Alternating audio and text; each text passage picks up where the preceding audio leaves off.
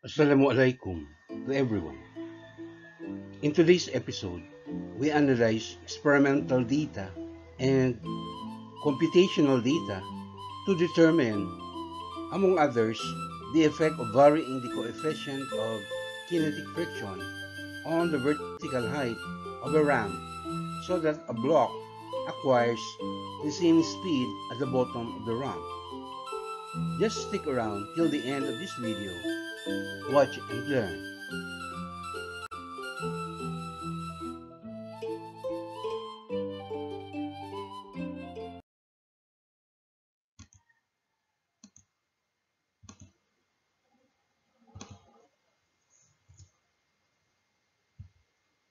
The question is, a long ramp made of cast iron is sloped at a constant angle theta equals 52.0 degrees above the horizontal. Small blocks, each with mass 0.42 kg but made of different materials, are released from rest at a vertical height denoted by small letter h above the bottom of the ramp. In each case, the coefficient of static friction is small enough that the blocks start to slide down the ramp as soon as they are released.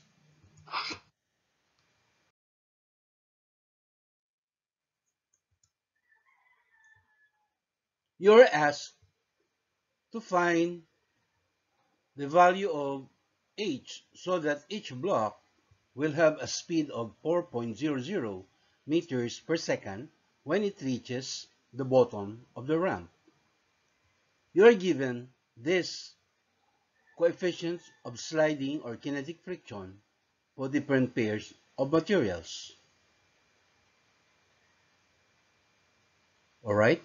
So the first material, which is the ramp itself, is made of cast iron. And the four blocks are made of cast iron, copper, lead, and zinc.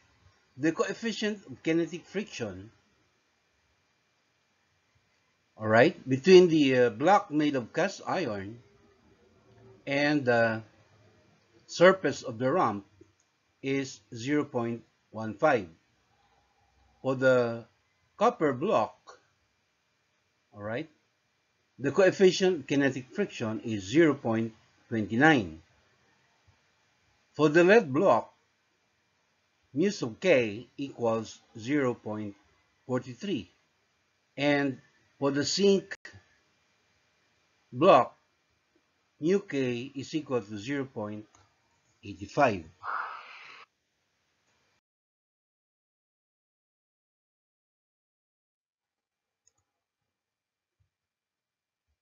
Question letter A. Use work and energy considerations to find the required value of H if the block is made from number 1, cast iron, number 2, copper, number 3, zinc. Question letter B. What is the required value of H for the copper block if its mass is doubled to 0.84 kilogram? And question letter C.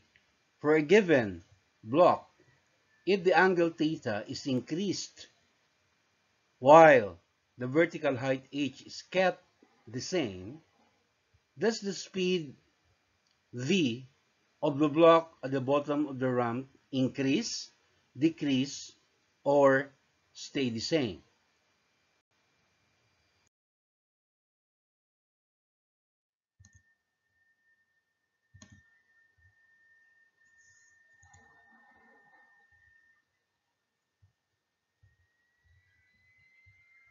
Alright, so in a diagram, we indicate that the ramp made of cast iron has an angle of inclination theta equal to 52.0 degrees from the horizontal. Each of the three blocks with equal mass of 0.42 kilograms or a weight of 4.1 Newton right? Right? This weight W, right, which we indicate or represent by this arrow pointing downward, all right, and labeled small w, which is the weight of the block, right? So its mass is 0.42 kilogram. So that means multiplying it by acceleration due to gravity, 9.8 meters per second squared, we have the corresponding weight equals 4.1 Newton, right? Now, we are asked to find the height or the vertical height h, right, of the ramp, so that each block acquires a speed of v equals 4.00 meters per second when each block reaches the bottom of the ramp, right? So each block is released, all right, from rest at the top of the ramp, all right? So we know that uh, this weight W of the block can be broken down into two components, right? So we have this component that is directed into our tilted, what we call y and x coordinate, all right? So the direction of this component of the weight is such that it is directed into the negative y-axis, all right? And that is expressed as W cosine of the angle theta. Cosine because uh, if the angle of inclination here is theta, then based on the definition of similar triangles, all right, um, the vector W, okay, will form a right triangle, right, with W cosine theta being the adjacent side of the angle, right? The angle between the vector W and the vector W cosine theta is also equal to theta, all right? So this is the component of the weight W, right? That is um, directed into the negative y-axis. And of course, it also has a component that is directed down the ramp, and that is uh, represented here or expressed as W sine of the angle theta, right? And there is also, of course, the normal force F sub n, which is directed into the positive y-axis, all right? This is the reactive force of the surface of the ramp on the block, right? And it can be expressed as W cosine theta because the magnitude of the normal force is just equal to this component W cosine theta, although they have opposite directions, all right? And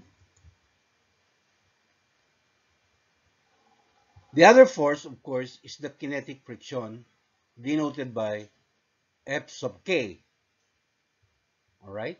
We know that uh, kinetic friction is just the product of the constant nu k, also known as the coefficient of kinetic friction, multiplied by the normal force, all right?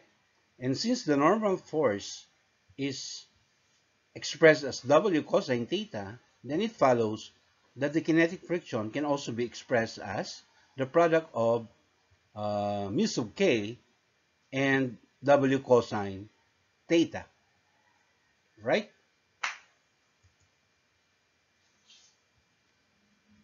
And we also emphasize that the length of the ramp along which the block is going to slide, all right, can also be expressed in terms of the given angle theta and the unknown vertical height of the ramp.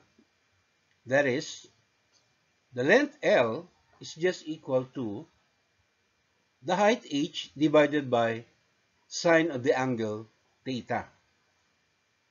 All right. Uh,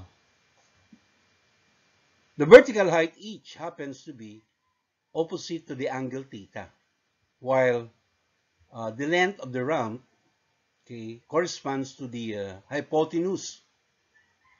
And so therefore, if we're going to define the sine of the angle theta, that would be h over the length. All right. Hence, the length can be expressed as h over sine theta.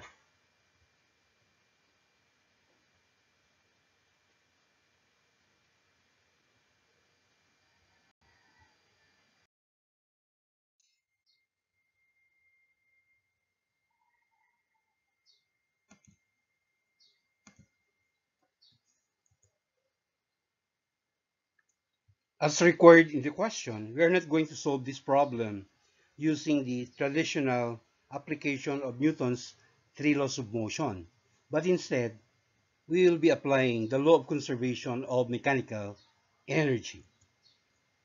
All right?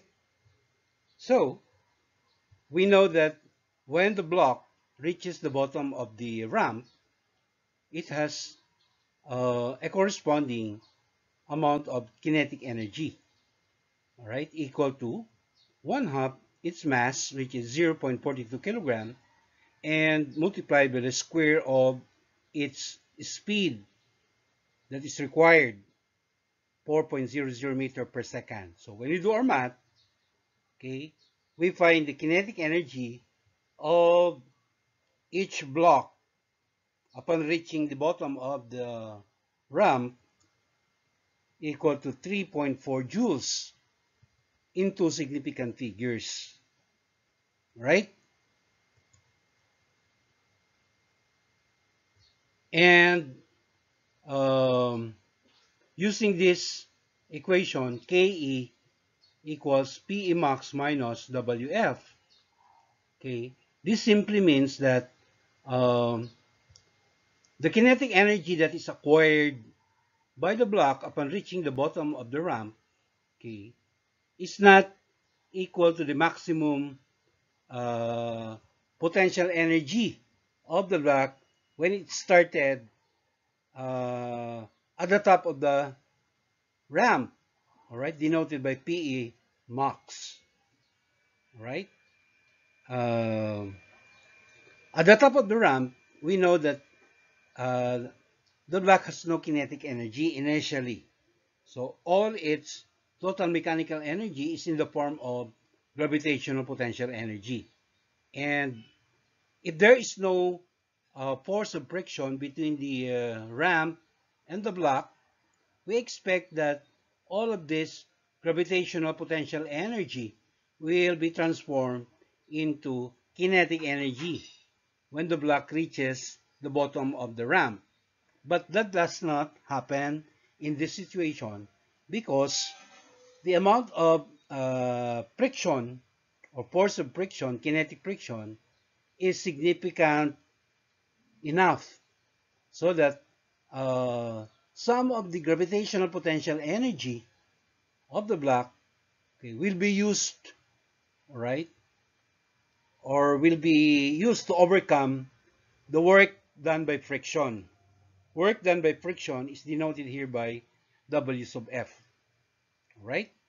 So the kinetic energy acquired by the block, therefore, is lesser by an amount equal to the total amount of work done by friction. All right? So there is a need for us to determine the amount of the work done by friction, W sub F, right? Which we know is just the product of the force of kinetic friction, F sub k, multiplied by the displacement of the block, all right, when it slides down the ramp. And that displacement corresponds to the length of the ramp itself, which earlier we described as the ratio h over sine of the angle theta. All right? So h over sine of the angle theta corresponds to the displacement of the block when multiplied to the force of kinetic friction. Then we are describing the magnitude or the amount of the work done by friction W sub F, right? So, if you're going to expand this equation, Ke equals Pe max minus Wf, then we just equate the kinetic energy of the block at the bottom of the ramp, 3.4 joules, to the product of the weight and the vertical height of the ramp, h. So Wh, which corresponds to the maximum potential energy of the block, okay, when it started at the top of the ramp. Okay.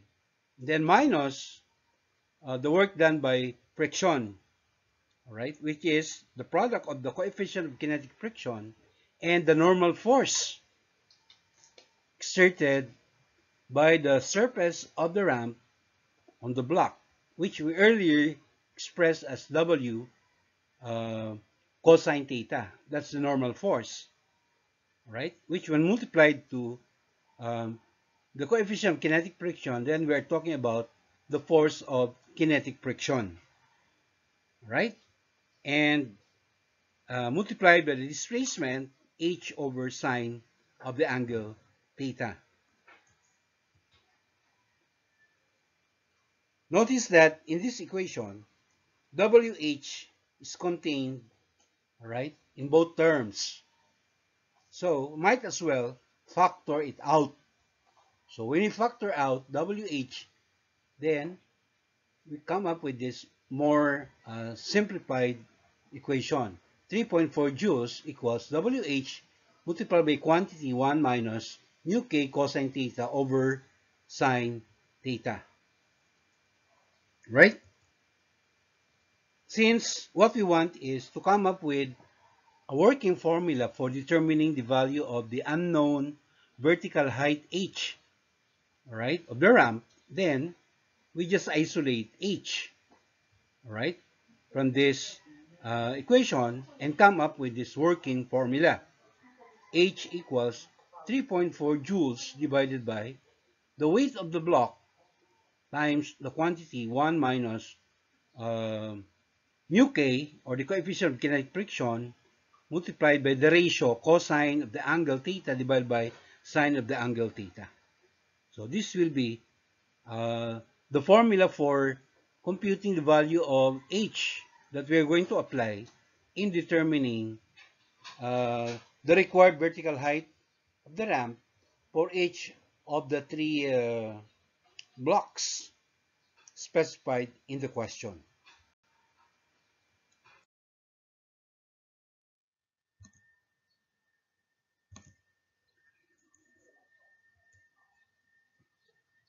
To ease our computation, we can already get the ratio cosine theta over sine theta, right? Which is, when expressed in three significant figures, that ratio is equal to 0.782. Hence, we are able to simplify our working formula or equation for determining the value of h. That is, h equals 3.4 joules divided by W times the quantity 1 minus 0.782 multiplied by the coefficient of kinetic friction, right? So this is what you're going to apply in determining the vertical height that is required for each of the 4 or 3 blocks asked in the question, right? Starting with the block made of cast iron, whose coefficient of kinetic friction, all right, given in the table earlier, equals 0.15, all right? So to find the required height of the ramp, all right, uh, when the block is made of cast iron, so all we have to do is just work out the value of H using this working equation. Okay, we just substitute the value of mu k. That is, H equals 3.4 joules divided by 4.1 Newton. Take note, 4.1 Newton is the weight of the block. All right. Each block has the same weight. And then multiply that by 1 minus 0.782. And the coefficient of kinetic friction, 0.15. So when you do our math, we get the value of the vertical height of the ramp equal to 0.94 meters, again, in two significant figures.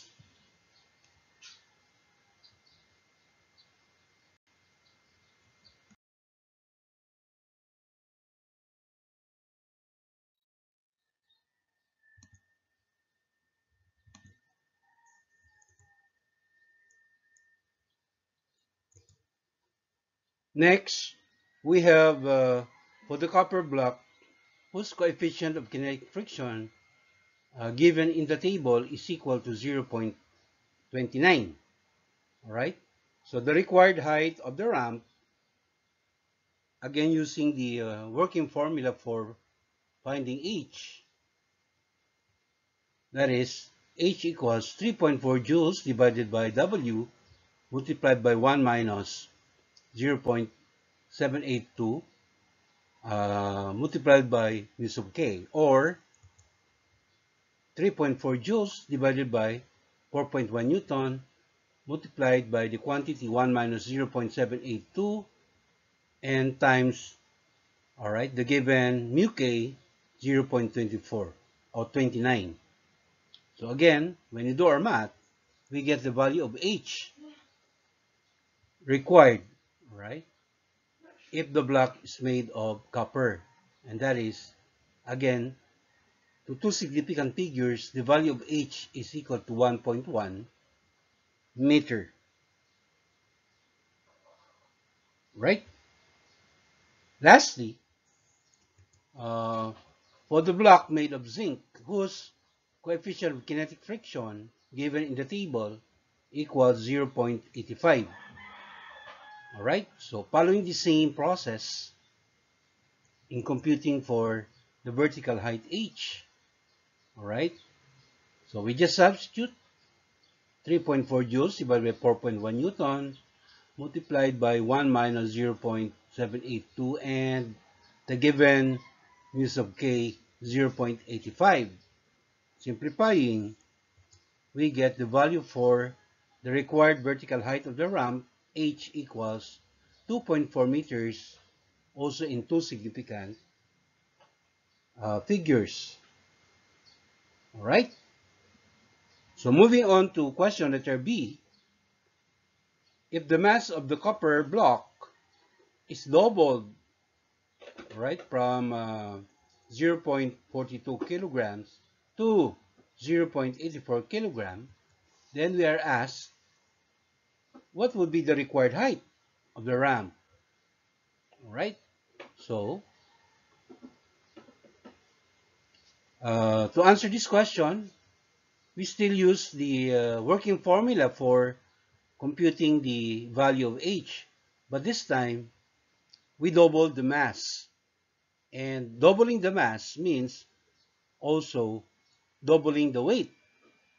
That's why we now have 8.2 newtons as the value of the weight, rounded to two significant figures, right? But take note that when we double the mass of the block, we are also doubling the kinetic energy of the block when it reaches the bottom of the ramp, all right? So from the original value of 3.4 joules, doubling the mass, that makes also the value of the kinetic energy almost equal to twice the value of 3.4 joules. All right, that is, the kinetic energy will become 6.7 joules, rounded to two significant figures. All right, and computing for H, okay, using still the same value for the coefficient of kinetic friction for copper, which is 0.29, all right, and simplifying, we come up with the value of the height H required, all right, equal to 1.1 meter in two significant figures. So you will notice that our answer to question letter B, all right, is the same as our answer to question letter A, number 2. In other words, uh, the computed height of the ramp when the block is made of copper, okay, we got the value 1.1 meters.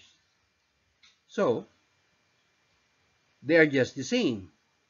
It goes to show that regardless of the mass, all right, for as long as the coefficient of kinetic friction is held constant,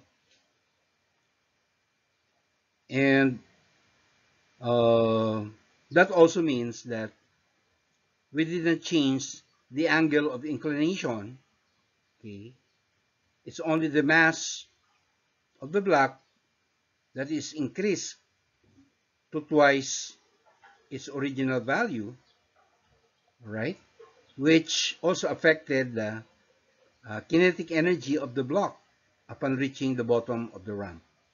So, in short, there is really no effect in increasing the mass of the block for a particular kind of block.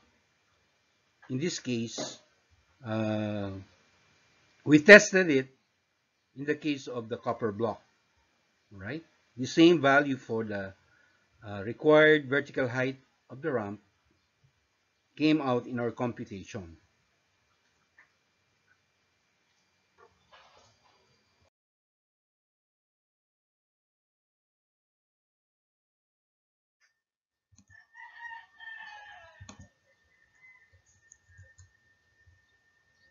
Finally, for our answer to question letter C, for a given block, right, if the angle theta is increased, right, at constant vertical height h of the ramp, the final speed v, or the speed of a block upon reaching the bottom of the ramp, will also increase.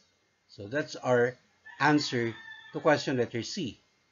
We explain this by citing again uh, the transformation of mechanical energy, all right, from gravitational potential energy to kinetic energy based on this equation, all right, where we said that um, the total mechanical energy of the block is not conserved, all right,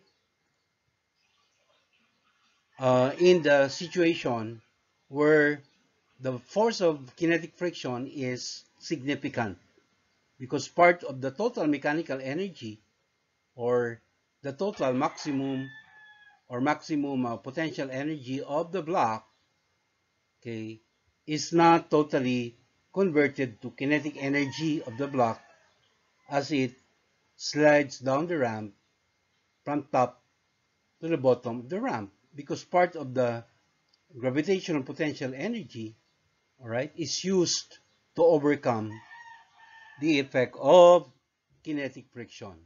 So the amount of work done by friction, all right, shows that it is significant enough that we cannot ignore. All right. Uh, in this expanded equation for Ke, kinetic energy of the block at the bottom of the ramp, right,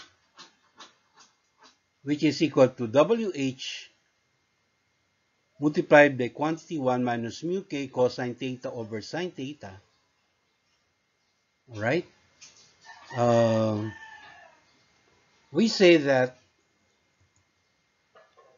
as the angle theta is increased, right, the ratio cosine theta over sine theta decreases, right? Once again, as the angle theta or angle of inclination of the ramp is increased, the ratio cosine theta over sine theta, right, decreases, right? And when multiplied to the coefficient of kinetic friction, right, which is supposed to be constant, and subtracted from the value 1 before multiplying to WH, right? WH represents the maximum potential energy, right? The effect is that um, the amount of kinetic energy, Ke, all right, will also increase. And that corresponds to an increase in the final speed of the block when it reaches the bottom of the ramp, right? So that concludes our tutorial for this topic. Till the next episode, mabuhay, Masya Allah.